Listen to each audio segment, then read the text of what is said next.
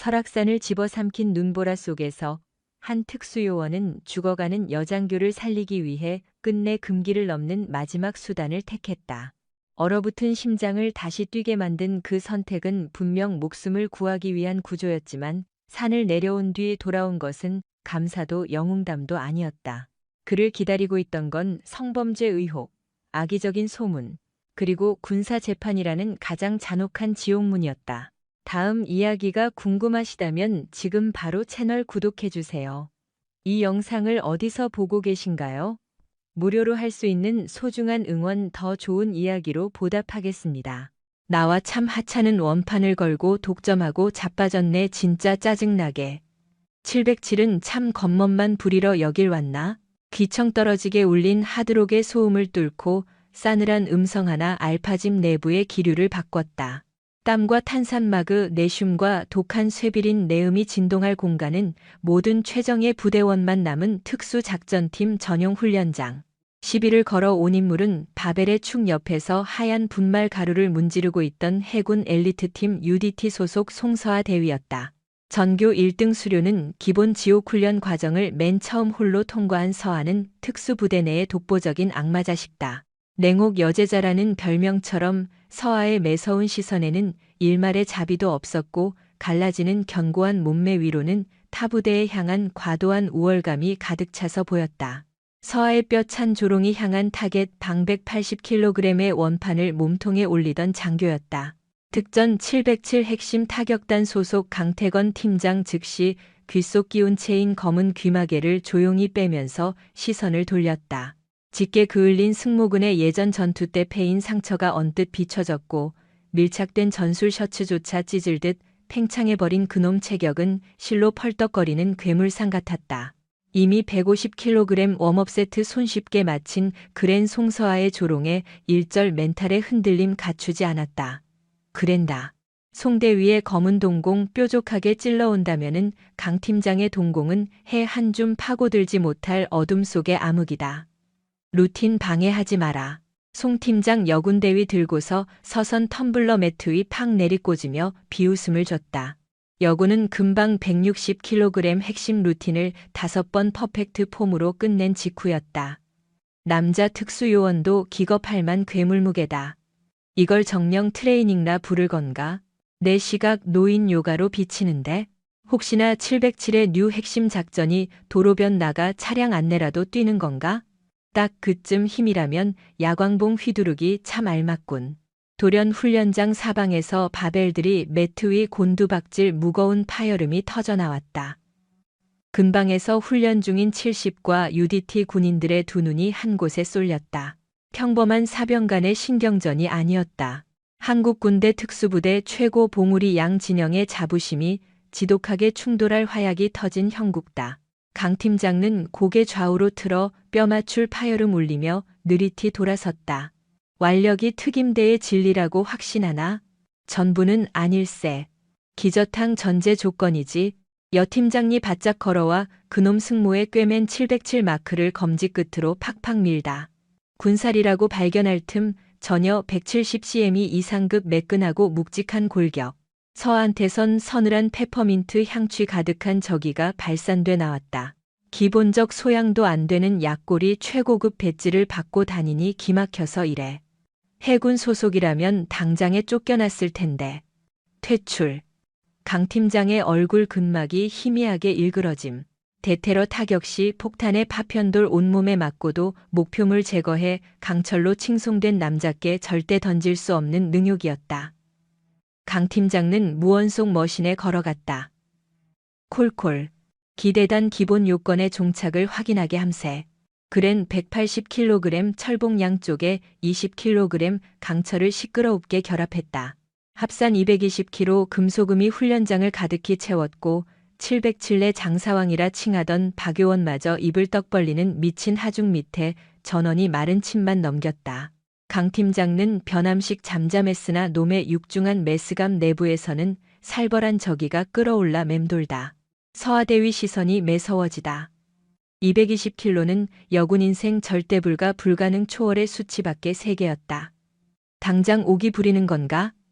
허세가 아니고 당연한 대가지. 송 팀장.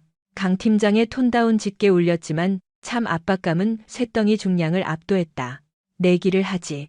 본인요 기구를 정복하면 여대위는 707전 병력 면전서 참 건방진 새치열을 놀린 잘못에 대해 빌어라. 송 팀장은 파르를 꼬고 폭소를 멈추고 표정물을 본짐승처럼 흉악하게 웃음. 웃기군. 내 놈이 깔려 숨져 실패하면 네가 못 버티면 강 팀장은 잠깐 고요하더니 첨언했다. 과정이 마칠 때까지 내 콧잔등 UDT 마크를 붙이고 돌아다님 707의 명예들을 걸고 콜 여대위는 단 1초의 고민조차 없이 맞받았다. 여장교의 짐작상 남장교의 골격상으론 결코 들 수가 없는 하중이었다. 하지만 강 팀장은 두 눈을 감고 잠깐 뇌리 속에 이미징 훈련을 마치더니 웨이트용 밴드조차 생략한 채 즉시 쇠봉 아래로 파고들었다. 숨죽이는 침묵 속 놈이 등 근육에 철파이프를 얹고 일어서는 찰나. 바닥 쪽 우레탄이 짓눌려 푹 꺼졌다. 쾅. 굵은 호흡의 폭발음과 같이 220kg의 쇠봉이 뽑혀 올랐다. 거인이 거대한 운석을 안고 선 듯한 단단함에 송서아의 동공마저 떨려왔다. 강 팀장은 조용하게 착석했다. 굵은 와이어 같은 동맥의 핏줄이 터질 듯 솟구쳐왔고 허벅지가 지면과 수평을 이룬 찰나 놈은 다이너마 폭발하듯 솟아올랐다. 하나 사실 내기는 끝났다. 그렇지만 강 팀장은 쇳덩이 내려놓지 않고 곧장 두 번째 스쿼트 시작했다. 두울 1회보다 참 깔끔한 컨트롤이었다. 금방 특전매는 기절을 넘어 경이로움마저 삼켰다. 이윽고 전원의 턱이 확 벌어진 찰나 놈은 세 번째 스쿼트를 시도하더니 최하단 지점에서 무려 3초를 정지하는 숨막히는 퍼포먼스를 마친 뒤 사납게 일어섰다. 셋! 쾅 쇠봉이 렉에 꽂히는 굉음이 포탄 소리처럼 훈련장을 때렸다. 온몸에 혈관이 비명을 지르고 땀이 비오듯 쏟아졌지만 강 팀장의 안색은 가벼운 산책을 끝낸 사람처럼 고요했다. 그랜 안색이 창백히 변한 송대위를 쳐다보며 말했다. 말로 사죄는 안 받겠다. 가빠진 호흡 고르며 남자가 선포했다. 대신 707의 작전 체계가 해군보다 월등한 까닭을 A사 10장 분량에 잡힐 반성문 작성해서 내 책상에 올려놔. 너희 팀장의 자존심 걸고 강 팀장은 목에 두르고 있던 스포츠타 휴지통에 무심하게 던져넣고는 트레이닝 문을 나섰다. 송대위는 미동도 못한 채 야만적인 완력차를 증명하고 남겨진 220kg의 바벨들과 조각이 되어버린 자신의 우월감을 멍하니 번갈아 볼 뿐이었다. 훈련장에서의 사건은 220kg 신드롬 나는 밈이 되어 부대 전체를 들썩이게 만들었다. 콧대 높던 해군의 얼음 공주가 707의 조용한 악마에게 무참했다는 썰은 연일 최고의 이야기다. 그날 이후 송 팀장은 굴욕감에 화를 내는 대신 자신의 요원들을 기절 직전까지 몰아붙이며 육군을 이기기 위한 도끼를 뿜어냈다. 얼음을 걷는 듯한 긴박감 속에 연합훈련의 하이라이트인 혹한기 빙벽 전술 훈련이 도래했다.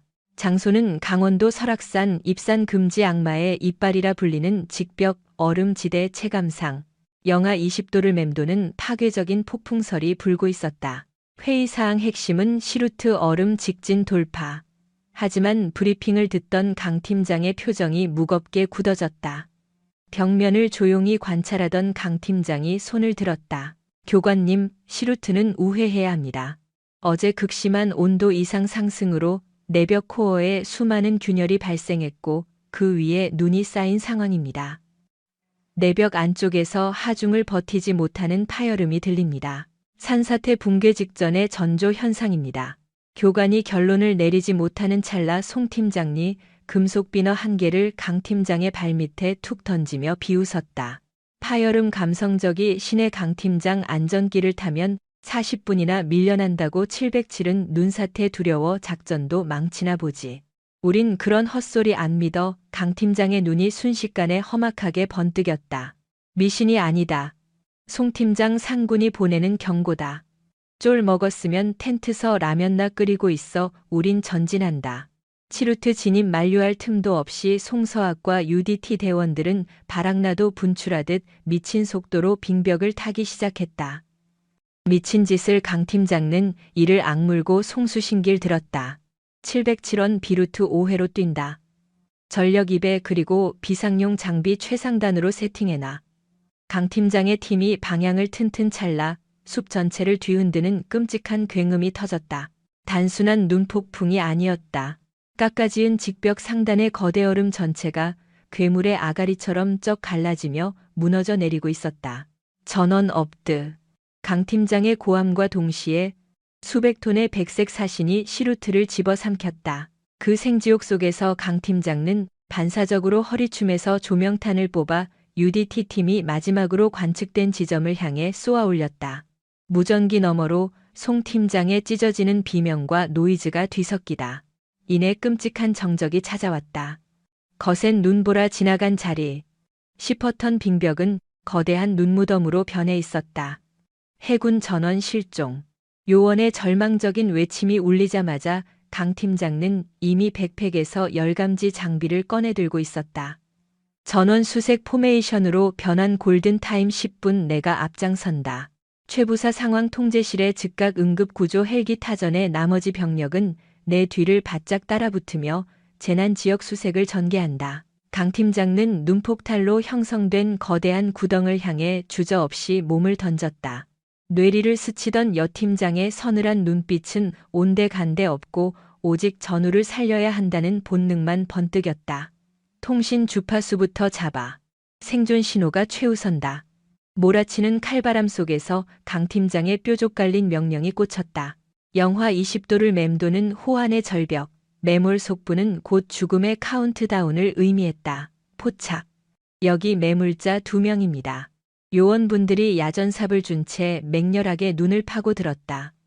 비참한 몰골에 해군 대원 2명이 모습을 드러냈다.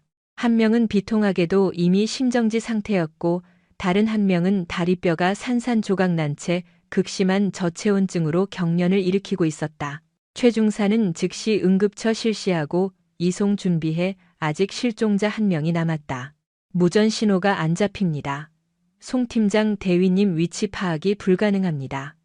강 팀장의 가슴이 철렁 내려앉았다. 무전 장비가 파손되었거나 상상 이상으로 깊숙이 매몰되었을 최악의 시나리오. 그랜 무작정 파헤치던 작업을 멈춰 세우고 맹수와도 같은 눈빛으로 산사태의 궤적을 훑기 시작했다. 선발대가 구출된 곳은 완만한 평야였으나 대자연의 산사태는 반드시 사각지대로 먹잇감을 몰아넣기 마련이었다. 저쪽 구덩이다. 강 팀장이 거대한 암석들벽 아래 형성된 죽음의 함정인 테레인 트랩을 가리키며 포효했다. 전 요원 저 위치를 집중적으로 파고든다. 요원들이 다시 악착같이 삽질을 시작했다. 일매 인파 내려가도 기미가 보이지 않자 강 팀장은 거추장스러운 장갑과 삽을 내팽개치고 짐승처럼 맨손으로 얼음을 핥히기 시작했다. 근육이 찢기고 손톱이 부서져 붉은 피가 눈을 적셨지만 그랜 고통조차 잊은 채 미친 듯이 파고들었다. 찾았다. 강 팀장의 피투성이 손끝에 카본 소재의 전술 헬멧이 닿았다. 송 팀장 아니었다. 수톤에 달하는 얼음벽 아래 갇혀 있었으나 기적적으로 생긴 틈새 덕에 압사는 면한 상태였다. 그러나 생명줄 표식는 절망적이었다. 강 팀장이 얼어붙은 서아의 상체를 꽉 쥐고 눈구덩이 밖으로 끌어올렸다. 서아의 안색은 이미 산 사람의 것이 아니었다. 시체처럼 굳은 피부의 입술은 짙은 보라색으로 변색되었고 초점 이은 눈동자는 허공을 향해 있었다. 맥박 확인해. 강 팀장이 다급히 서아의 경동맥에 손을 짚었지만 끔찍한 정적만이 감돌았다. 멈췄습니다.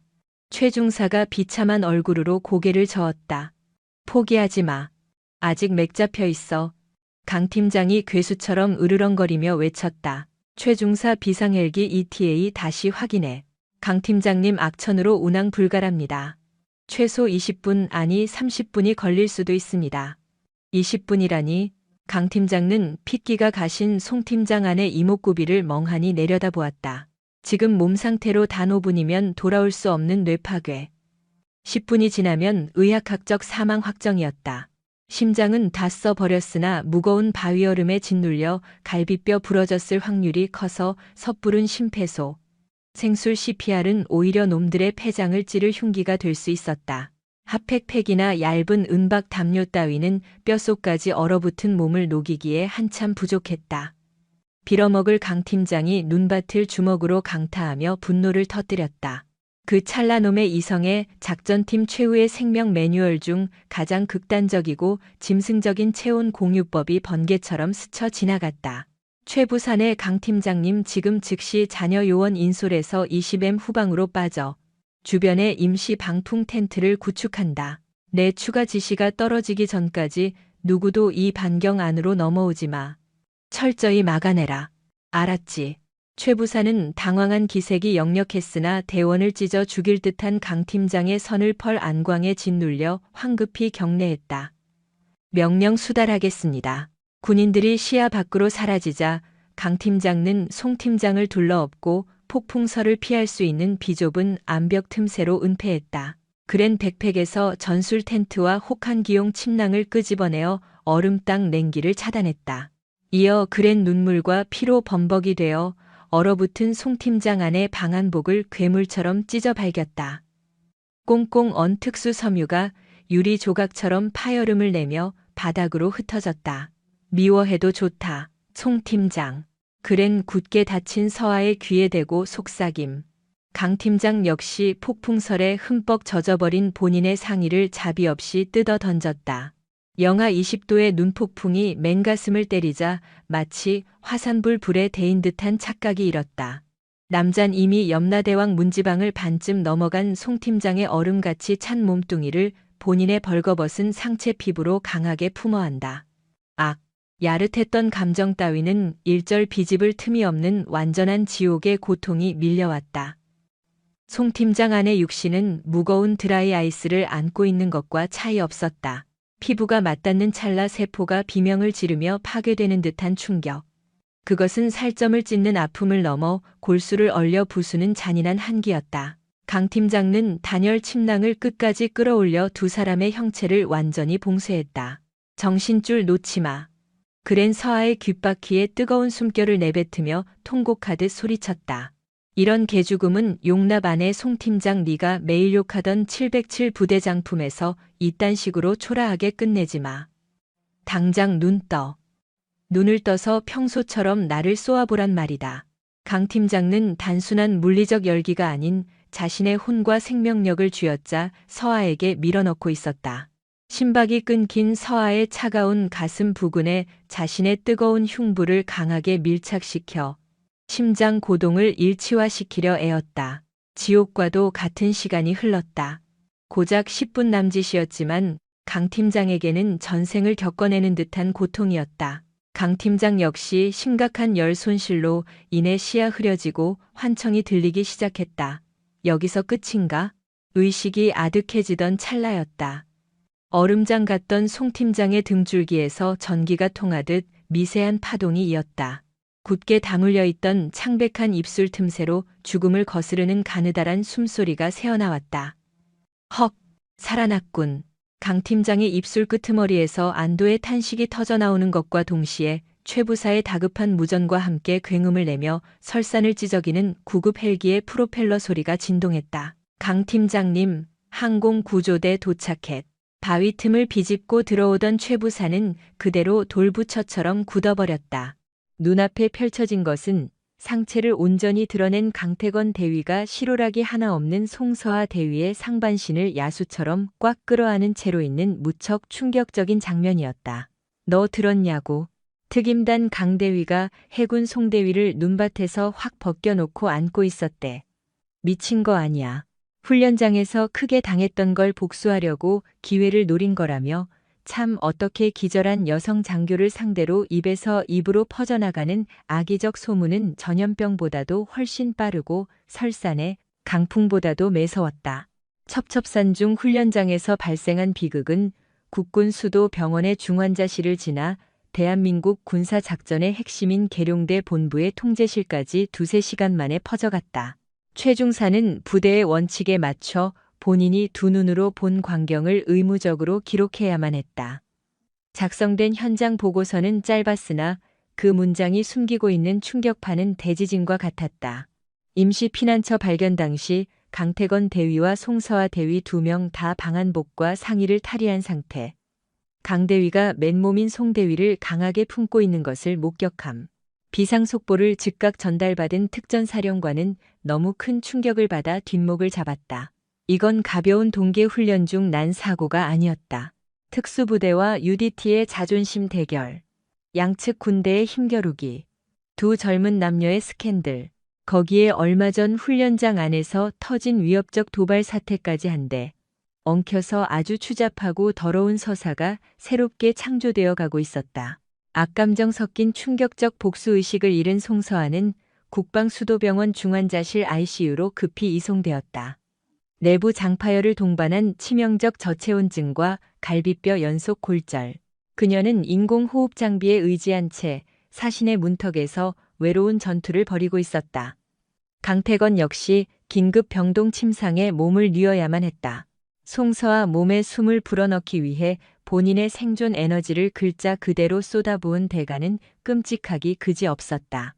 중심 체온이 최저 수치로 낮아졌고 얼음 조각을 맨손으로 부수던 두 손가락은 세포가 죽어 괴사 위기에 처해 칭칭 감긴 붕대 속에서 감각을 상실해갔다.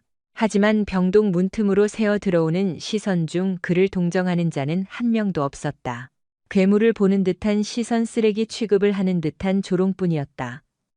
강대위가 갇힌 감방의 공기는 시베리아 벌판보다 차가웠다.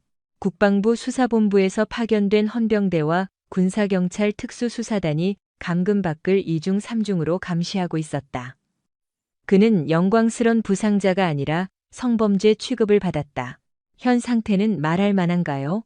조사관이 펜을 까딱거리며 감정 없는 목소리로 물었다.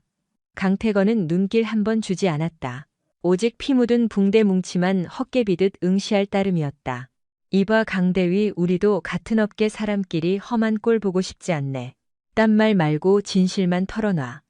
지난 알파 체육관에서 송서아 대위한테 하극상과 비슷한 모욕을 당한 적 있지?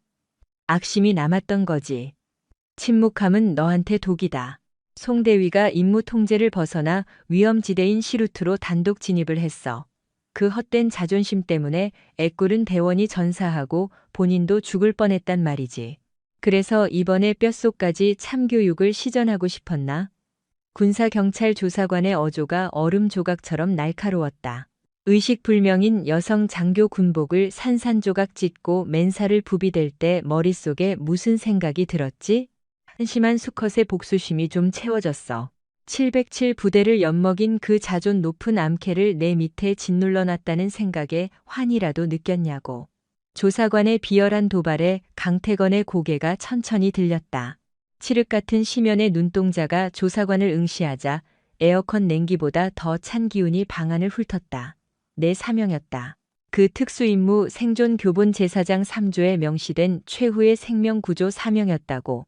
두건이 벗겨지고 강태건이 마주한 장소는 평범한 군사시설이 아니었다. 파주 외곽에 방치된 폐광을 거쳐 도달한 위성 감시조차 차단된 지하 8층의 은닉 벙커 특수정보사령부 산하의 은밀한 안가였다.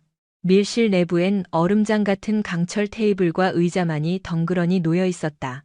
그리고 정적이 무겁게 내린 반대편에 한 사내가 팔을 꼬고 앉아 있었다. 각이 진 흑색 작전복을 입었으나 계급장 위치는 텅 비어 있었고 우측 가슴에 새긴 박무진이라는 이름 석자만이 유일한 표식증이었다. 그는 강대위 박무진 대령 군수내부조차 그 존재를 껄끄러워하는 정보분의 비밀부대 백사의 총책임자였다. 술을 대접할 시간은 없으니 즉시 본론으로 넘어가자. 박무진이 묵직한 서류 뭉치를 책상 한가운데로 던졌다. 강태건 대위, 너의 실력은 아쉽지만 군 생활은 이걸로 끝났어. 그놈의 추잡스러운 스캔들 때문에 너를 걷어줄 부대는 대한민국에 단 한 곳도 없거든. 송서아 대위 또한 상황이 같지. 대원들을 죽음으로 내몬 미친 여자. 최근 그녀를 부르는 별명이라네. 두 사람 모두 빛의 세계에선 완벽히 버려진 폐기물 카드가 됐어. 강태건의 눈빛이 차갑게 가라앉았다. 제게 이런 참담한 현실을 각인시키려 부르신 건 아닐 텐데요. 우리 조국은 통제 불가능한 맹견들이 필요하거든. 박무진이 섬뜩하게 웃으며 세 번째 서류를 넘겼다. 더 솔직히 말하면 장부상으로 이미 사망 처리된 망령들이 필요해. 그가 침침한 조명 아래로 흑백감시 사진 한 장을 스윽 밀어 넣었다. 안개가 짙게 깔린 항만 부두였다. 인천 제사부두 이곳에서 매일 밤 무슨 헛짓거리가 벌어지는지 눈치챘나. 1급 기밀에 해당하는 최신 무기 도면들이 패자제로 위장해 밀항선을 타고 있어 적성국으로 넘어가는지 반군 세력으로 흘러가는지 추적조차 파악 불가야. 박무진은 흙 묻은 인식표와 함께 다른 서류 한 장을 스윽 꺼냈다. 해군 특수사령부 정태석 소령놈들의 조직에 위장 잠입시킨 우리 측 첩자였는데 한 달 전부터 생사가 묘연에 양다리를 걸치다 정체가 뽀록났거나 아니면 아예 검은 돈에 매수당해 배신을 때렸거나 둘 중 하나겠지. 강태건이 턱을 괴며 뾰족하게 반문했다. 암살이 필요하다면 기존의 707이나 특임 정예팀을 쓰시면 될 텐데요. 박무진이 한심하다는 듯 혀를 찼다. 강대위 아직도 군 조직이 정의롭다 믿나? 밀수입 집단의 배후는 내 상상을 아득히 뛰어넘어 국방부에 썩어빠진 장성들부터 심지어 내 구역인 정보국 수뇌부까지 빨대가 꽂혀 있지. 정식 작전 허가가 떨어지는 즉시 기밀이 새어나가 정태석은 토막 시체가 될 테고 항만의 증거들은 연기처럼 사라질 거다. 그는 번뜩이는 눈빛으로 강태건을 훑어보았다. 하지만 너희 반역자 꼬리표를 단 놈들은 예외지. 이미 부대에서 파인 골칫덩어리들 아닌가? 강대위 넌 지휘 체계와 매뉴얼을 박살내고서라도 목적을 달성해냈어. 난 바로 그 통제 불능의 독단성과 무자비한 실행력이 탐나는 거야.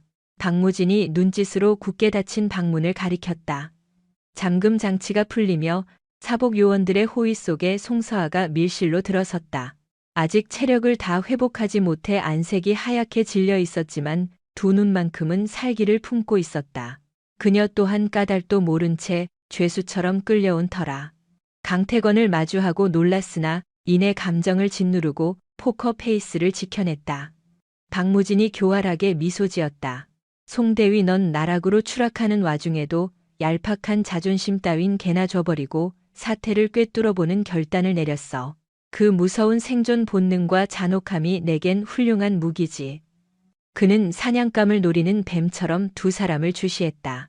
무엇보다 내가 너희를 한 조로 묶는 진짜 이유가 뭔지 한 놈은 제 살을 깎아 동료를 살려냈고 다른 한 놈은 제 무덤을 파면서까지 그 빚을 갚았잖아. 피비린내. 나는 전장터에서 서로에게 등을 맡길 수 있는 야수들. 세상 천지에 너희 둘만큼 소름 끼치도록 견고한 신뢰관계는 존재하지 않거든. 박무진이 진지한 표정으로 자리에서 일어났다.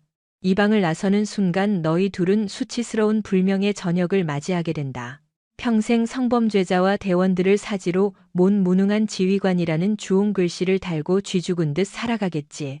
그는 부산 8부두 작전 파일이 담긴 흑색 철제 폴더를 테이블 중앙으로 거칠게 밀어냈다. 그러나 지금 이 파일을 여는 순간 강태건과 송서아라는 존재는 대한민국 호적에서 완전히 지워지고 공식적인 사망자가 된다. 직책도 과거의 영예도 없이 어둠 속에서만 숨쉬는 그림자 요원이 되는 거다. 싸늘한 지하의 정막을 깨는 그의 음성은 묵직했다. 국가의 심장부를 갉아먹는 반역자들을 어둠 속에서 처단하는 것. 그것이 제군들의 마지막 속죄이자 새로운 임무다. 미래를 결정지을 짧은 침묵이 흘렀다. 나락으로 추락한 채 비참한 숨을 연명할 것인가? 아니면 이름 없는 조국의 칼날이 될 것인가? 송서아는 천천히 시선을 돌려 강태건과 눈을 마주치게 됐다. 한때 그녀의 눈을 가득 채웠던 맹렬한 라이벌 의식과 자만심은 흔적조차 사라지고 없었다.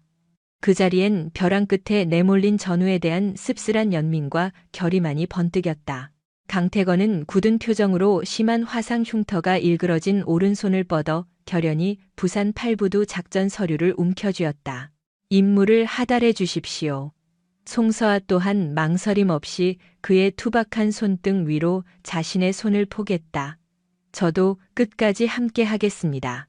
컴컴한 조명 아래 박무진 대령의 입가에 섬뜩하면서도 만족스러운 미소가 번졌다. 잠들었던 두 짐승의 심장이 마침내 핏빛 사냥을 향해 박동치기 시작했다. 과천의 은밀한 지하 지휘소, 박무진 대령이 호언했던 신분 위장은 소름 끼칠 정도로 빠르고 완벽하게 처리됐다. 강태건 대위는 설악산 폭설 혹한기 훈련 중 크레바스에 추락하여 시신조차 건지지 못한 숭고한 순직으로 조작되었다. 반면 송서하 대위는 무리한 작전 강행으로 대원을 잃었다는 죄책감에 시달리다. 신경쇠약 끝에 부산 앞바다에 스스로 몸을 던진 비관 자살로 문서가 마감되었다. 며칠 뒤 텅 빈 시신 대신 흙 묻은 계급장과 찢어진 군복만이 담긴 2개의 빈관이 오열하는 유가족들에게 안치되었다. 그렇게 대한민국 군대와 세상의 모든 문서에서 강태건과 송서하의 흔적은 연기처럼 영원히 지워졌다. 오늘 자정부로 박무진이 침침한 백열등 불빛 아래 작전실에서 입을 열었다. 살기가 어린 그의 음성이 금속 벽을 타고 소름 끼치게 울려 퍼졌다. 이제 강태건과 송서하는 무덤에 있다. 너희는 국가의 어두운 이면을 도려낼 비밀 부대 흑호의 유령 요원일 뿐이다. 책상 위로 2장의 엉성한 위조 신분증이 스윽 미끄러져 들어왔다. 강태건에게는 강동식이라는 새로운 가짜 신분이 주어졌다. 30대 중반 사체 비쫓겨 전국 공사판을 떠돌다. 성격 장애로 매번 쫓겨나는 전직 공사판 10장. 그는 부산 팔부두의 최하층 일용직 하역 조장으로 위장할 예정이었다. 송서하는 윤혜진이라는 이름표를 얻게 되었다. 30대 초반의 엘리트 물류 데이터 분석가였으나 내부 고발 사건에 연루돼 블랙리스트에 찍힌 뒤 지방의 낡은 하청 해운 회사에 갓들어온 비정규직 여직원. 너희 둘은 완벽한 남이다. 박무진이 핏대를 세우며 경고했다. 이 방문을 나서는 순간 서로 시선조차 마주쳐선 안 된다. 지하 감옥에서의 이주는 영혼을 갉아먹는 형벌과도 같았다. 교육의 진짜 목적은 강태건과 송서하의 본성을 철저히 지워버리는 것이었다. 자로 쳤듯한 제식 보행 강인한 어투, 예리한 눈빛은 철저히 제거당해야 했다. 굽은 어깨에 소심하게 눈을 내리깔고 적당히 계산적이며 비굴한 시궁창 인생의 습관을 몸에 각인시켰다. 강태건은 압박 붕대로 훈련된 근육을 숨겼고 송서하는 미모를 버리고 멍청한 인상을 풍기는 화장술을 연습했다. 감옥 같은 합숙 기간 동안 2 사람은 그 처참했던 설산의 밤에 대해 철저히 함구했다. 얇은 시멘트 벽을 사이에 둔 방 안. 강태건은 매일 밤 절단 직전까지 갔던 거친 손가락을 매만지며 눈보라치던 설산의 공포를 곱씹었다. 반면 송서하는 고요 속에서 얼어붙었던 자신의 심장을 다시 뛰게 했던 그 불쾌한 온기를 머릿속에서 지우려 했었다. 생존을 위한 피할 수 없는 결정이었지만 외간 남자의 뜨거운 살결과 맞닿았던 그 부끄러운 감각은 강태건의 눈빛을 마주할 때마다 그녀의 숨통을 기습적으로 조여왔다. 임무지로 파견되기 직전 텅 빈 군식당 복도에서 송서하가 불쑥 강태건의 길을 가로막았다. 강태건은 발걸음을 멈추고 표정 없이 그녀를 지그시 보았다. 윤혜진이라는 위장 신분에 잡아먹힌 듯 평소에 맹수 같던 안광은 사라지고 신경질적이고 초조한 낙오자의 얼굴을 하고 있던 그녀였다. 하지만 지금 그를 쏘아보는 눈빛만큼은 과거의 도끼 품은 송서하로 완벽하게 돌아와 있었다. 도대체 군사 재판에서 왜 입을 꾹 닫았던 거야? 그녀가 매섭게 몰아붙였다. 내가 그 순간에 정신을 차리지 않았다면 넌 성폭행 미수범으로 감옥에서 썩어야 했어. 왜 변변한 해명조차 하지 않았냐고? 강태건은 무심한 눈빛으로 그녀를 응시하다가 일순 강동식의 껍데기를 벗고 특유의 서늘한 저음으로 입을 열었다. 진실을 덮어둘 때나 핑계가 필요한 법이다. 내가 얼어 죽기 직전 내 군복을 찢어버렸고 맨살을 대어 체온을 나눈 건 사실이잖아. 거기엔 그 어떤 해명도 필요하지 않아. 오로지 그 빙산에서 살아남으려는 본능만 있었을 뿐. 송서하는 일순 누군가 가슴을 강하게 때린 듯 숨을 떼섰다. 그 남자는 자신의 본능적인 결정을 포장하거나 아름답게 꾸미려 들지 않았다. 생사의 기로에서 내린 결단의 무게를 스스로 감당하고 있을 뿐이었다. 강태건이 덤덤히 그녀의 어깨를 스쳐 걸어가며 덧붙였다. 결과적으로 너는 살아 숨쉬고 있잖아. 나는 그거면 충분해. 식당 철문이 닫히는 소리와 함께 그의 그림자가 사라지자 송서하는 2 손을 꽉 쥔 채로 가늘게 떨고 있는 스스로를 발견했다. 얄팍한 자존심을 버리고 고맙다는 인사를 전하려 했던 결심은 처참하게 무너지고 묵직한 마음의 짐만 한가득 안게 되었다. 그녀는 마침내 절실하게 깨달았다. 강태건이란 남자는 자신이 기를 쓰며 피를 말리며 얻어내려 했던 권위나 진급 따위엔 처음부터 관심조차 없는 심연과도 같은 인간이라는 것을. 다음 날 새벽 번호판 없는 검은 차가 빗줄기를 뚫고 부산으로 내달렸다. 목표지는 부산 중구 초량동 비탈진 산동네 골목이 미로처럼 엉킨 재개발 보류 구역이었다. 그들의 새로운 비밀 안가는 곰팡이 악취가 진동하는 낡고 허름한 2층짜리 적산 가옥이었다. 하지만 낡아빠진 나무문을 열고 진입하자 군사위성과 연결된 최고급 해킹 장비와 다채로운 구경의 총기들이 사방을 빼곡하게 채우고 있었다. 지옥행을 환영한다. 박무진은 짧은 한마디만 남긴 채 빗물처럼 증발해버렸다. 방은 2개로 나뉘어 있었으나 벽이 허물어져 있어 완전한 단절은 불가능했다. 거실 정중앙에 놓인 낡은 당구대 위에는 부산항 8부두의 3D 입체 도면과 제거 타겟들의 머그샷이 어지럽게 흩어져 있었다. 정태석 소령 군사정보사령부 소속 대북 사이버팀 에이스 해군 군수망을 뚫고 8부두 위장 취업에 성공했었지. 암호명은 딥워터 정확히 21일 전이 은신처로 알 수 없는 소음 섞인 무전을 끝으로 생사불명됐어. 송서아. 아니 이제는 완벽한 윤혜진으로 돌변한 그녀가 컴퓨터를 조작하며 작전을 주도했다. 그의 최후 무전 해독 결과는 고철이 울음소리를 낸다였어. 고철의 울음소리. 강태건, 즉 강동식이 미간을 찌푸리며 반문했다. 소나 음파 탐지기 교란의 징조야. 그런 살이돼. 우리가 비밀리에 건조 중이던 차세대 3000톤급 잠수함에 AIP 공기부료 추진 엔진 핵심 코어가 빼돌려졌을 확률이 100%야. 그게 쓰레기 더미로 위장해 적국에 흘러간다면 상상하는 것만으로도 국가적 비극이지. 그녀는 곰팡내 나는 창가 쪽으로 걸어갔다. 흐릿한 창문 너머로 붉은색 타워 크레인들이 거대한 기계 괴물처럼 나열해 있었고 부식된 철에서 진동하는 쇳내와 썩은 바다 악취가 축축한 바람을 타고 폐부를 찔렀다. 직면한 최우선 목표는 정태석 소령의 생존 여부 파악 및 탈환.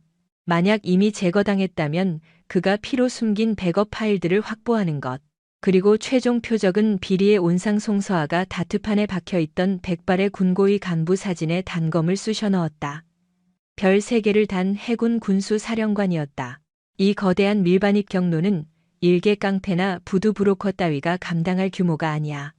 군수 내부가 노골적으로 뒤를 봐주는 커넥션이지. 우리는 그 썩어 빠진 머리를 잘라내야 해.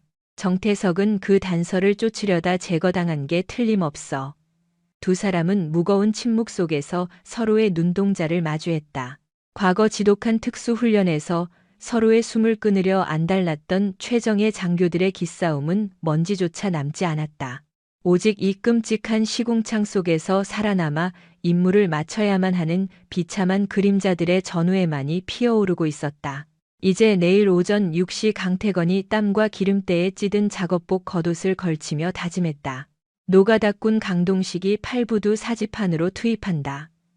다음 날 새벽녘 짙은 해무가 깔린 8부두는 매연과 생선 내장 썩은 내가 진동에 숨쉬기조차 역겨웠다. 강태건 아니 남루한 몰골의 강동식은 흠집투성이 안전모를 푹 눌러쓴 채 험상고는 인력 소장 앞에 섰다. 오늘부터 일할 강동식이다. 꽤 산만해 보이고 말귀가 어두워도 허리 힘은 쓸만하니까 잡부로 굴려 소장이 가래침을 바닥에 뱉으며 눈짓하자. 거친 일꾼들이 경계심 가득한 눈빛으로 그를 훑었다. 강동식은 사람들의 시선을 피하듯 어깨를 잔뜩 움츠리고 바보처럼 실실 웃으며 허리를 굽혔다. 최정예 특수부대 에이스의 패기는 온데간데 없고 인생에 찌들어 패배감에 젖어든 하류 인생만이 서 있을 뿐이었다. 그는 즉시 허름한 크레인 하역조에 투입되었다. 당연히 그가 흘리는 땀방울의 진짜 의도는 단순 노역이 아니라 현장의 은밀한 동태 파악하는 안테나 역할이었다. 접근 금지 구역인 8부두는 군수품만 취급하는 게 원칙이지만 기이하게도 정체불명의 민간 상선들이 쥐도 새도 모르게 정박해 있었다. 유독 시선을 끄는 건 러시아 블라디보스토크로 출항 대기 중인 해진 해운 소속의 부식된 화물선이었다. 이 새끼야, 거긴 만지지 마. 강동식이 해진 해운 로고가 찍힌 핏빛처럼 붉은 컨테이너에 다가가려 하자 작업 조장이 눈을 부라리며 악을 썼다. 그건 VVIP 특수 물건이야. 너 같은 쓰레기들이 흠집낼 화물이 아니라고. 저기 구석에 널브러진 철근이나 치워. 특수 물건이라 겉면에 붙어 있는 식별표에는 명확히 폐기용 고철 덩어리라 명시되어 있었다. 그러나 그 컨테이너를 옮기는 거대 지게차는 항만청 관할이 아닌 미등록 불법 장비였다. 게다가 그 반경 10m 주변으로는 일용직 노동자가 아닌 옷 속에 흉기를 숨긴 듯한 검은 양복의 조직원들이 삼엄하게 진을 치고 있었다. 강동식은 멍청하게 계속 머리를 주걱대며 무거운 철을 옮기면서도 검은 안경 너머 놈들의 모든 움직임들을 뇌에 완벽하게 새겨두었다. 똑같은 시간 제파랑 통제센터동 위층 윤혜진이라는 가명이 적힌 푸른색 출입증을 찬 송서아는 답답했던 사무실 열기 속에서 자판기를 두들기고 있었다. 그녀의 진짜인 목표는 해진 물류의 가짜 화물 경로를 추적해내는 것. 이봐 윤혜진 양 인스턴트 2잔을 뜨겁게 가져 뚱뚱보의 팀장이 유리컵을 탁자 위쪽 세차게 밀어붙여왔다. 예전 육군 비밀 타격대의 유령라 불렸던 송서아는 그런 기색 전혀 티 안 나게 임시 계약직 멍청해 보인 얼굴들로 두 팔을 움츠리고 의자에서 벌떡 일어섰다. 냅냅 즉시 준비하겠습니다. 여자는 빠른 발걸음들 휴게실을 걸어가다 보안 CCTV 보이지 않는 핵심 관리실 환기구 곁을 살짝 스쳐갔다. 짧디 짧은 시간 여자의 소매 끝에서 흘러나온 초미니 침투 USB가 핵심 기기에 재빨리 꽂혔다. 은신처의 핵심 컴퓨터와 다이렉트로 연결되어 제파랑의 모든 입출항 정보들을 완벽히 빼내가는 치명적 바이러스 코드다. 자연스럽게 음료 심부름 끝낸 여자는 몰래 구석자리에 웅크리고 빼낸 정보들을 파헤쳐 나아갔다. 흠흠. 마우스 버튼 누르던 여자의 눈동자에 차가운 빛이 머물다. 목표는 해진 기업 이름에 등재된 검붉은 폐철 컨테이너들. 일반적인 해운 루트라면 불량 부품을 담고 블라디보스토크로 향해 간 뒤 그곳 석탄 따위를 싣고 돌아 귀환해야 한다. 하지만 감시 전산망에 저장된 이 화물 박스들은 그저 출항 도장만 남겨 있을 뿐 입항 정보는 단 한 줄도 존재하지 않았다. 즉 아시아 해역에 들어가는 찰나 배와 같이 사라져 버리는 일회용 가짜 상자들이었던 셈이다. 정태석이 증발 직전 긴급하게 남겨두었던 노래하는 폐철의 비밀이 마침내 세상 밖으로 밝혀지는 찰나였다. 늦은 밤 초량동 은신처 예측이 빗나가고 있어 송서아가 빼돌린 화물 정보지를 화면상에 띄우며 작게 중얼댔다. 출항 준비 중인 가짜 컨테이너들의 무게 수치값이 오차 하나 안 틀리고 똑같아. 정확히 350kg 쓰레기 쇳덩어리들이 이렇게 차이 없이 질량이 일치할 수는 없어. 이건 완벽하게 조립된 특수기계 장비라는 뜻이야. 북한 최신 잠수함에 장착될 AIP 추진 코어 장비. 강태건이 기름때가 배인 낡아진 윗도리를 벗어제치며 단호한 찬 목소리로 덧붙였다. 국가안보연구소에서 전달해 주었었던 그 장비의 기본 중량과 1g도 안 틀려. 진짜 핵심은 정태석 소령의 동선이야. 송서아가 컴퓨터를 조작해 검은 실선이 그어진 바다 지형을 확인했다. 그는 이 불길했던 가짜 상자들이 놓이는 부두 쪽에 숨어들다가 발각된 게 확실해. 이어서 내일 밤 저 배가 다시 뜬다. 이어서 그가 마지막으로 발견된 곳은 제파랑이 아니었어. 송서아가 위성 기반 지형을 띄웠다. 부산역 뒤편의 구도심 뒷골목역인 범죄자들과 다국적 킬러들의 은신구역. 그가 왜 그런 위험구역을 강태건이 목을 주물럭대며 대답했다. 물건의 비밀을 알고 있거나 배송 경로를 수정할 수 있는 자 비밀 요원들이 아니라 뒷세계의 중간책을 만나려 했던 거야. 정태석의 맥박 신호가 마지막으로 멈춘 위치. 지하 술집 라스푸틴. 오늘 자정. 우리가 박살내야 할 타겟이야.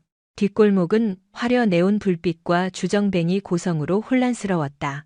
강동식은 낡아진 가죽 코트를 걸쳤고 윤혜진은 아찔한 스커트에 관능적인 화장으로 치장한 채 라스푸틴의 거대한 방문을 열었다. 겉보기엔 그럴싸한 라이브 주정 같았지만 내부는 독한 싸구려 맥주와 담배의 연기가 진동하는 비밀 도박장이었다.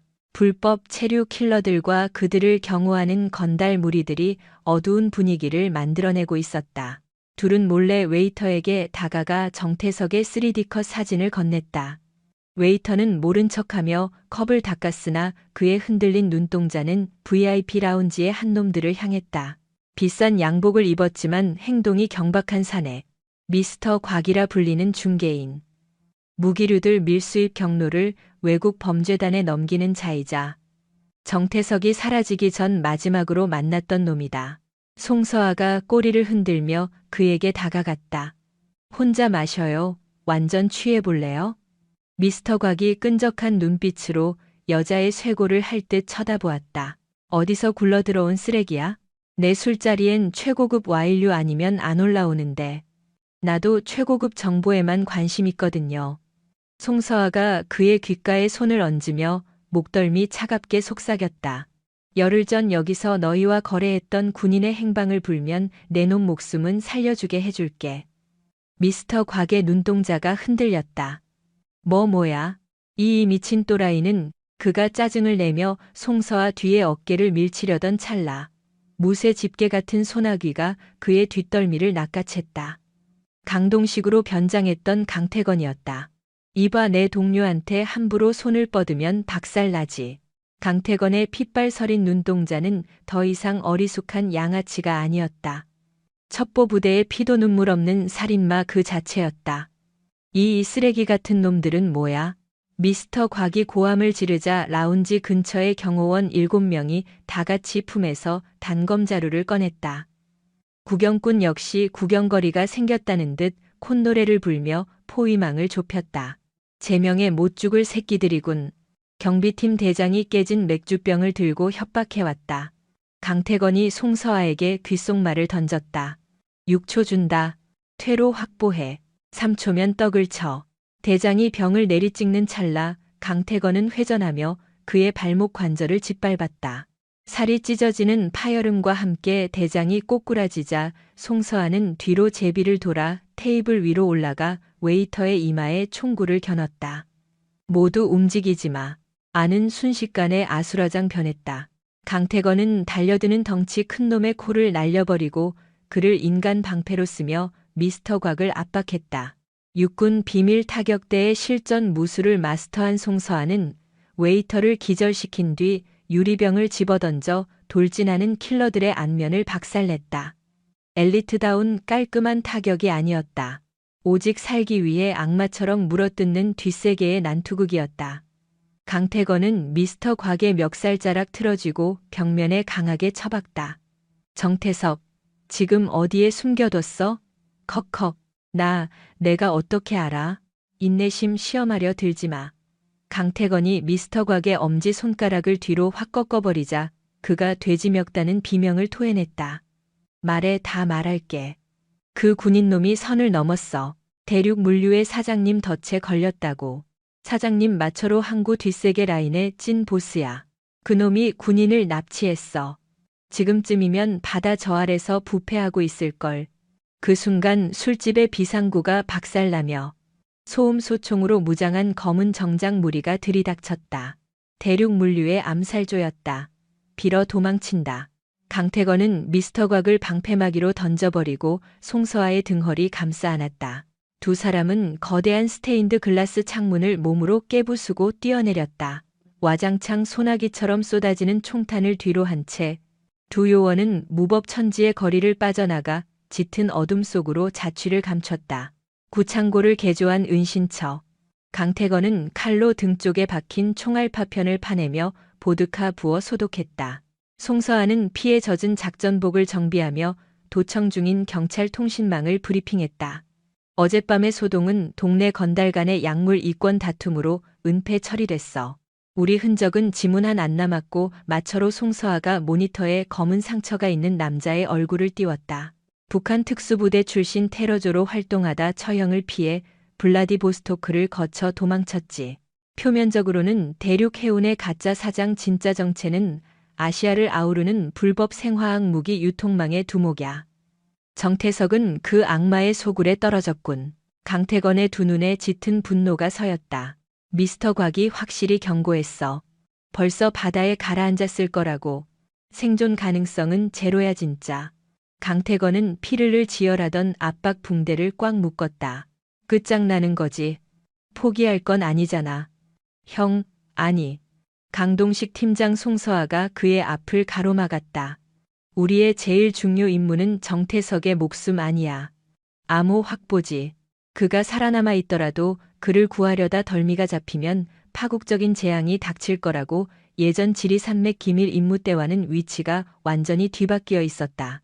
그땐 송서아가 명예욕에 눈이 멀어 극단수를 두었고 강태건이 만류했다. 그렇지만 지금은 송서아가 컴퓨터처럼 이성을 내세웠고 강태건이 피 끓는 동료애를 주장하고 있었다. 전우를 지옥로 밀어넣고 편히 눈 감는 리더는 없다. 강태건이 낮게 으르렁거렸다. 그는 우리 부대가 아니야. 우리는 요원도 군인도 아닌 이름 없는 유령들일 뿐이야. 동정심은 금기라고 훈련받았잖아. 그렇다면 그 찬바람 속에서 날 팽개쳤어야지. 강태건이 여자의 눈을 피하지 않고 받아쳤다. 원칙 지침대로라면 넌 날 설원에 유기했어야 맞지. 구조팀은 30분이나 지연됐고 내 심장은 멈춰 있었으니까. 그렇지만 넌 날 살려냈어. 그것이 내가 버티는 이유야. 게다가 넌 군사 재판에서 내 결백을 입증해줬지. 원칙 지침대로라면 날 반역죄로 엮어버리고 내 출세기를 다지는 게 영악한 짓이었을 텐데. 넌 징계를 감수하고 비밀을 폭로했어. 그게 넌 사람이고 송서아는 굳게 깨문 입술에서 피가 났다. 그의 의지가 그녀를 흔들었다. 애초에 규칙과 합리성을 던져버렸기에 이 시궁창 지옥에서 서로의 뒤를 맡기고 있는 것이었다. 알았어. 전술을 수정한다. 단 통제는 내가 해. 송서아가 결의를 다지며 터미널에 접속했다.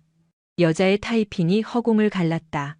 마철호가 정태석의 숨을 끊지 않았다면 목적은 자명해. 고문 그가 빼돌린 국방부의 1급 암호 코드를 뱉어내게 만들려는 수작이지. 차단이 완벽한 취조실이 필요했을 거야. 여자는 대륙 해운의 페이퍼 컴퍼니들까지 모조리 털기 시작했다. 차즘. 그녀가 열화상 위성 지형을 띄웠다. 부산 끝자락에 버려진 신항만 번화가와 동떨어진 인적 드문 해안가의 대형 수산물 가공 공장 대륙 해운 명의로 된 위장시설이었다. 그 북한놈 비린 냄새를 꽤 좋아하나 보네. 송서아가 싸늘하게 웃었다. 예전의 끔찍함과 겹쳤다. 지독한 한기를 이용한 취조 수법. 얼음을 끼얹고 영하의 방에 쳐넣으면 골수까지 얼어붙는 공포에 못 이겨 술술 불게 되지. 강태건이 조용히 수납장을 열어 무기를 장전했다. 소음기 부착된 권총 세라믹 단검, 그리고 열상 안경 윤혜진 분석관. 그가 가명으로 송서아를 불렀다. 명령하시죠. 강동식 팀장, 오늘 밤은 길다. 자정 일시 버려진 해산물 가공 공장. 소금기 머금은 돌풍이 녹슨 철창을 때리며 기괴한 파열음을 냈다. 입구 철책엔 마철호의 정예 조직원 8명이 중무장한 체진을 치고 있었다. 주인은 내가 끈다. 강태건이 권총에 슬라이드를 당기며 지시했다. 넌 환기구 통로를 타. 송서아가 어이없는 코웃음을 쳤다. 하수도 쥐새끼 노릇은 여전하네. 폐쇄 공포증 이겨내는 건 특전사 주특기 아니던가? 해군 비밀 타격대엔 못 비비지. 둘의 모습이 일순간 어둠 속으로 사라졌다. 강태건은 화물박스의 그림자를 징검다리 삼아 보초병들의 시야 밖으로 악마처럼 파고들었다. 송서아는 와이어를 이용해 직각 벽면을 단숨에 등반한 뒤 옥상의 낡은 환기장치들을 뜯어냈다. 창고 내부는 체감온도 영하 40도. 절단된 거대한 생선 더미들이 쇠고리에 주렁주렁 매달려 소름 돋는 숲을 이루고 있었다. 그 중앙 정태석 소령이 질긴 밧줄에 묶여 있는 채 얼음이 낀 수조에 처박혀 있었다. 호흡은 가빴었고 피부 곳곳이 찢겨나가 끔찍한 상태였다. 지옥불, 지옥불로 간다. 그가 헛소리를 내뱉었다. 아가리 닥치라. 거대한 체구의 사내가 정소령의 머리통에 액체 질소를 섞은 냉수를 쏟아부었다. 마철호였다. 얼굴 절반을 일그러뜨린 화상 자국. 살기로 번뜩이는 뱀의 눈 내놈 머리통에 든 암호키 다 토해내기 전까진 저승사자도 널 못 데려가. 내 배후에 있는 놈. 팬텀이라 불리는 썩을 놈. 그 새끼는 지금 어느 쥐구멍에 숨어 있나? 환기 덕트 안에서 그 이름을 전해들은 송서아는 호흡이 솟는 듯한 충격에 휩싸였다. 팬텀 그것은 박무진 대령의 비밀 요원 시절 암호명이었다. 마철호가 박무진의 정체를 인지하고 있다니 찰나의 순간 송서아의 머릿속에 흩어져 있던 퍼즐들이 하나의 악몽 같은 진실로 맞춰지었다. 정태석 소령은 독단적으로 작전을 벌인 게 아니었다. 철저히 팬텀의 지시를 따랐으나 용도가 다하자 적진 한가운데에 미끼로 던져진 것이다. 어쩌면 작전할 때부터 살아서 돌아갈 수 없는 소모품이었을 터. 그렇다면 나와 강태건은 불미스러운 사건으로 제복을 벗고 문서상 소멸된 유령들. 우리는 백사라는 구국 기밀 조직에 선택받은 최정예 요원이 아니었다. 박무진이 자신의 추악한 무기 밀거래 카르텔을 은폐하기 위해 언제든 쓰고 버릴 목적으로 인간 방패로 쓰기 위해 긁어 모은 사냥개들이었던 것이다. 강태건 후퇴해. 전부 박무진의 속임수야. 송서아가 무전기를 통해 다급히 외치려는 찰나. 철제문이 폭음과 함께 날아갔다.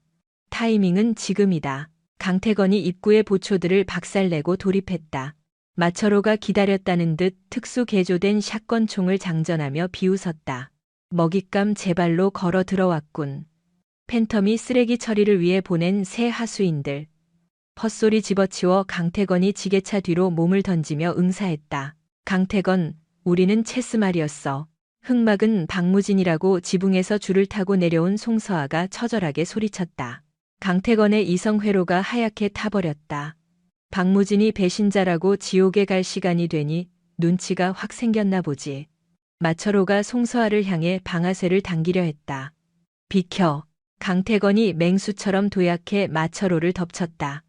두 거구가 얼어붙은 생선 사체들 위로 나굴었다.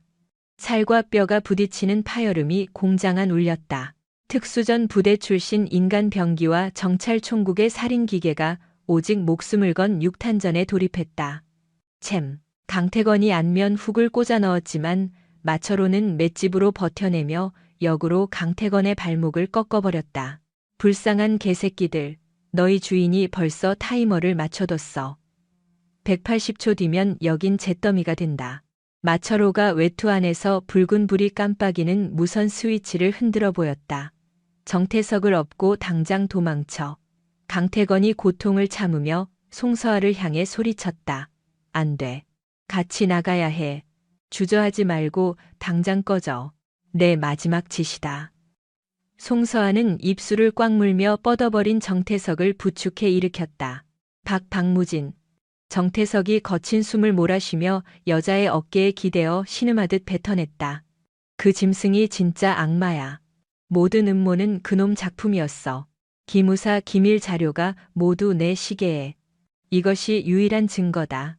정태석은 손목에 찬 한기로 인해 액정이 깨진 군사 스마트 기기를 가리키며 고개를 떨구었다.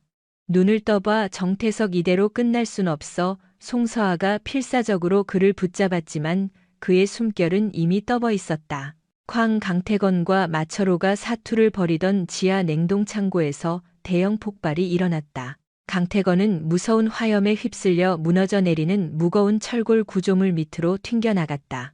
선배님 송서아 입에 절규가 터져 나왔다. 지직 어떻게든 살아남아. 송서아야 뒤돌아보지 마.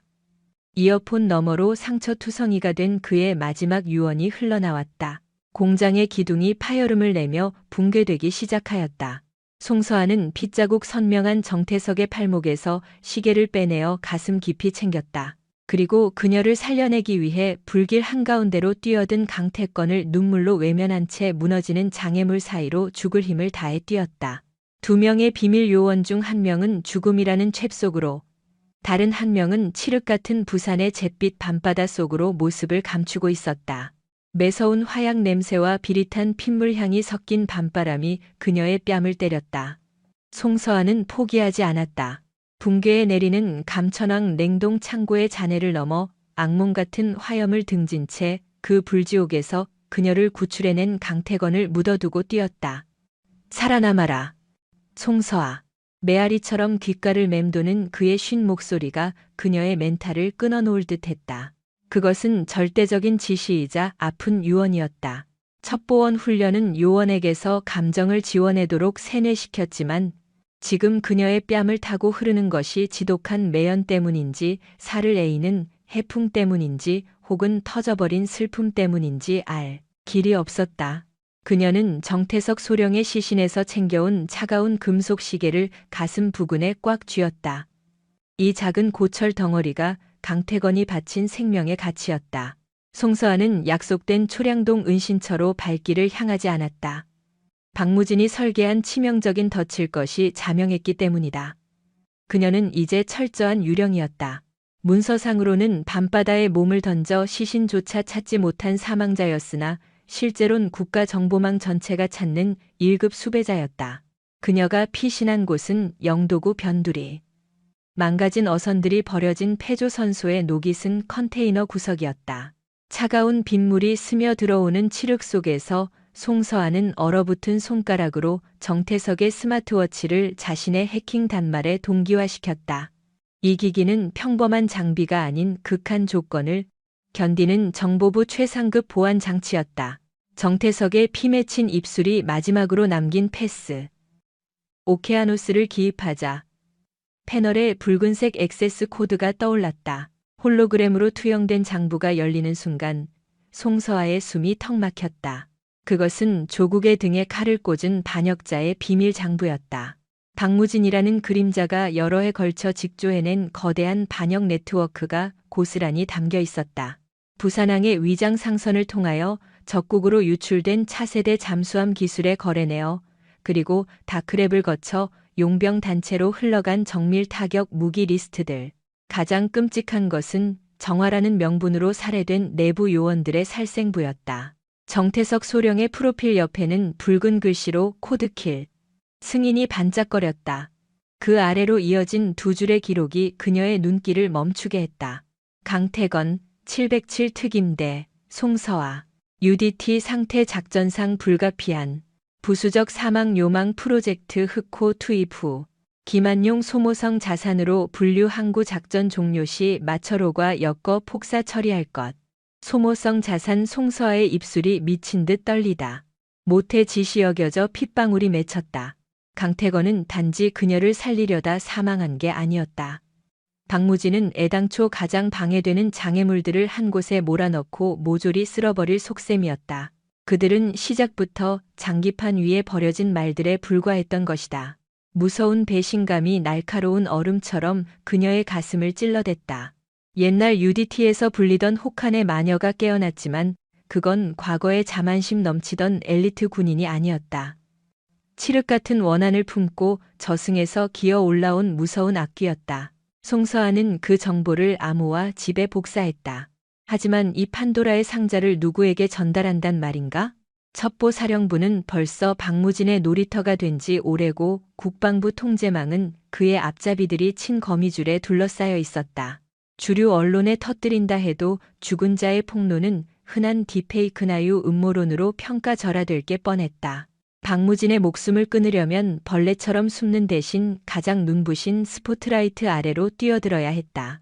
육해공군 지휘부의 중심인 계룡대 모레 열리는 대통령 주관 특별안보대책회의 박무진 대령은 그곳에서 가짜 영웅 행세를 하며 브리핑을 주도할 예정이었다. 그곳으로 잠입하는 것은 확실한 죽음을 의미했다. 우리나라 최고의 군사 요새인 계룡대에 신분증 없는 망령이 발을 들이는 순간 경비대의 집중 사격이 그녀를 피투성이로 만들 것이다. 강태건 송서아는 붉은 녹이 쓴 컨테이너 벽에 기대어 작게 속삭였다. 지옥 훈련에서 혼자 250kg짜리 장비를 끌고 갈 때 넌 괴물놈 같았고 야간 생존 훈련 때 체온을 나눈답시고 끌어안았을 땐 욕을 하고 싶었지. 그래도 넌 정말 지독하게 순수한 참군인이었어. 그녀는 정태석의 스마트워치를 뜯어내 핵심 칩만 자신의 전투조끼 안쪽에 단단히 꿰맸다. 네가 온몸이 부서지며 지켜낸 이 목숨 무의미하게 버리지 않아. 네가 끝내지 못한 작전 내가 전부 박살내고 완성할게. 조금만 기다려 싹 쓸어버리고 금방 따라갈 테니까. 송서아는 권총을 장전하며 빗줄기가 몰아치는 바깥으로 걸음을 옮겼다. 버려진 악귀의 단독 처형 작전이 막을 올렸다. 이틀 뒤 충남 계룡대 제1정문. 차가운 가을비가 먹구름을 뚫고 내리는 이른 아침. VIP 의전 차량을 비롯해 국방부 장관과 합참의장 등 군 수뇌부의 검은 방탄 세단들이 줄지어 바리케이드를 통과하고 있었다. 완전 무장 군사경찰 특임대 SDT가 소총을 든 채 주변을 삼엄하게 감시했다. 박무진 대령 또한 방탄차 뒷좌석에 앉아 여유롭게 정문을 지났다. 티끌 하나 없는 정복 차림에 그는 태블릿을 열어 자신이 직접 발표할 가짜 내부 간첩 색출 보고서를 점검하고 있었다. 부산항의 처리 작업은 문제없이 깔끔히 끝났다. 마철호과 정태석은 화염 속에 사라졌고 거슬렸던 2명의 유령 요원도 뼈가루조차 남지 않았다. 탄은 완벽히 그의 계획대로 돌아가고 있었다. 대령의 호송 차량이 본관 앞 진입로로 방향을 튼튼 바로 그 순간이었다. 쾅! 정문에서 불과 200미 떨어진 서쪽 외곽 초소 방면에서 섬광탄과 고농축 연막탄이 동시다발적으로 터지며 순식간에 시야를 완벽히 차단시켰다. 시끄러운 경보음이 요동치고 본관 경비 병력과 SDT 대원들이 무전을 치며 발빠르게 외곽으로 흩어졌다. 의도하고 만든 완벽한 공백. 박무진은 차가 멈추자 짜증이 섞인 깊은 한숨을 쉬었다. 고위급 행차의 대테러 훈련이라니. 그 순간의 침묵을 깨고 차체 위쪽에서 둔탁한 파열음이 울렸다. 쾅! 그 직후 이어서 조수석 문짝이 뜯겨나가듯 무섭게 열렸다. 박무진의 눈동자가 태어나 처음으로 공포에 질려 팽창했다. 빗물과 진흙이 범벅된 머리카락, 도끼찬 눈빛, 지옥에 떨어졌을 윤혜진 아니 송서아가 소음기가 장착된 권총을 그의 이마에 바짝 들이대고 있었다. 손가락 하나라도 움직이면 뇌가 터질 거다. 박무진이 바들 떨리는 입술로 중얼거렸다. 내년이 어떻게 살아서 강태건이 자기 몸을 불덩이로 만들며 10분을 벌어주었지. 송서아의 목소리는 서늘한 칼날 그 자체였다. 운전수에게 차 돌리라고 해. 귀빈들이 모인 대회의실 앞까지 얌전히 안내하도록 해. 현실 감각이 둔해진 모양이군. 박무진이 비웃음을 흘리며 태연함을 가장했다. 네가 방아쇠를 당기는 순간 저격수들이 널 고깃덩어리로 만들 거다. 여긴 내 영지야. 누가 아니래? 송서아는 입꼬리를 비틀며 전술조끼 지퍼를 내렸다. 그 안에는 군용 고폭 탄약류와 함께 심장 박동 연동 기폭 장치가 거미줄처럼 얽혀 있었다. 네가 허튼 수작을 부리거나 내 심장이 돋는 순간 반경 10m는 핏빛 불꽃놀이가 될 거다. 난 잃을 게 없는 유령이거든. 박무진. 그녀가 권총에 힘을 주려던 순간 송서아의 두 눈이 박무진의 어깨 너머에 꽂힌 채 그대로 굳어버렸다. 그녀의 시선이 극심한 전율으로 요동쳤다. 독한 연막탄 사이로 방검복을 입은 특수대원들을 주먹으로 때려 눕히며 돌격해오는 거대한 실체가 있었다. 무기조차 쥐지 않고 오직 짐승 같은 힘과 추진력으로 저지선을 짓부수며 이쪽으로 달려오고 있었다.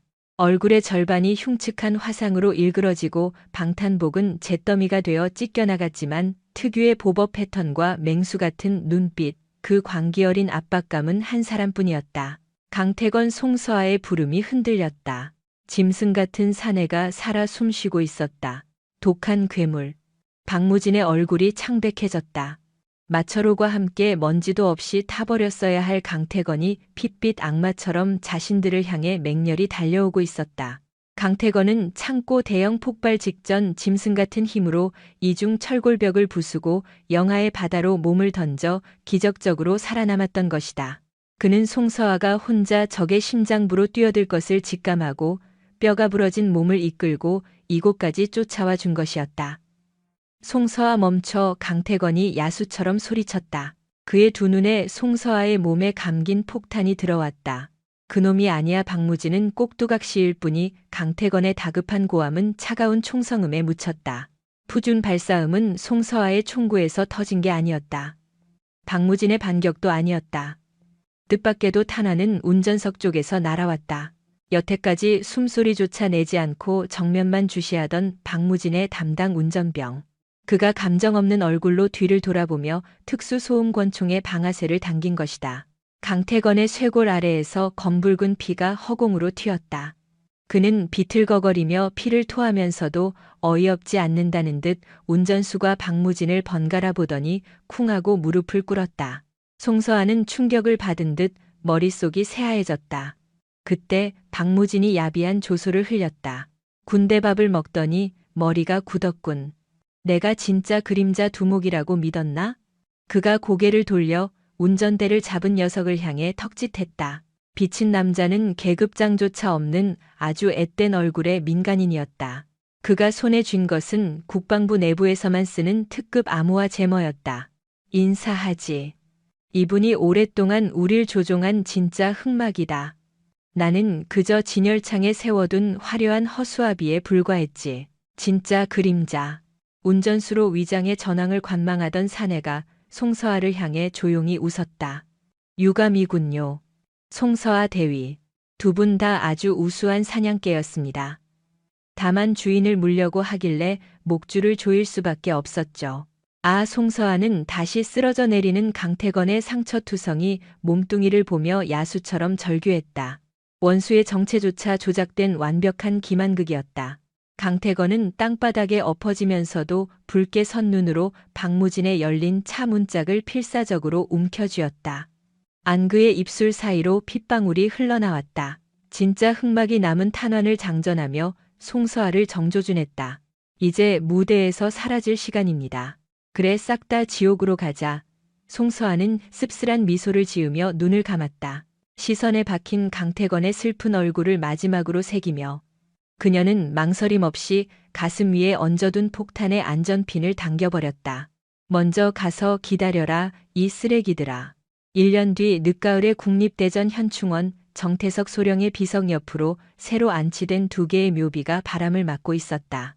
육군 특임대위 강태건, 해군 특수전 대위 송서아, 계룡대 자폭 테러의 주동자로 국가의 손가락질을 받던 두 사람은 최근 감춰진 진실이 밝혀져 명예로운 순직자로 복권되었다. 서늘한 대리석 비석 앞에는 신선한 흰국화 2송이가 놓여 있었다. 그 앞에는 휠체어에 몸을 의지한 남자가 앉아 있었다. 박무진이었다. 그날의 끔찍한 폭발 속에서 그는 2다리를 잃고 간신히 목숨만 건져냈다. 운전석의 진짜 흑막은 그를 고기 방패로 밀어내고 유유히 달아났고 결국 꼬리 자르기를 당한 박무진이 모든 반역죄를 뒤집었었다. 그는 장기말로서의 가치가 다하여 군사재판에서 무기징역을 선고받았고 오늘 쇠약해진 몸 상태 탓에 특별 귀휴 조치를 받은 참이었다. 독한 놈들. 박무진이 혀를 차며 허탈하게 비웃었다. 너희들의 그 무식한 자폭 공격이 완벽했던 체스판을 통째로 엎어버렸군. 송서아가 폭약핀을 뽑던 그 마지막 순간 강태건이 피투성이 손으로 낚아챈 것은 평범한 차문이 아니었다. 그것은 운전수 행세를 하던 진짜 그림자의 재킷 안주머니에 숨긴 특수 생체 인식 USB 드라이브였다. 정태석의 손목 시계보다 상위 보안을 가진 최상급 마스터 데이터 복사본이었다. 강태건은 가슴에 총알 구멍이 난 상태에서도 짐승의 본능으로 적의 심장을 빼앗은 것이다. 쾅. 하지만 송서아의 조끼 내부 안에는 폭약이 없었다. 그건 치밀한 눈속임이었다. 진짜 무서운 EMP 폭탄은 이미 그녀가 다가갈 때 차량의 철 밑에 부착되어 있었다.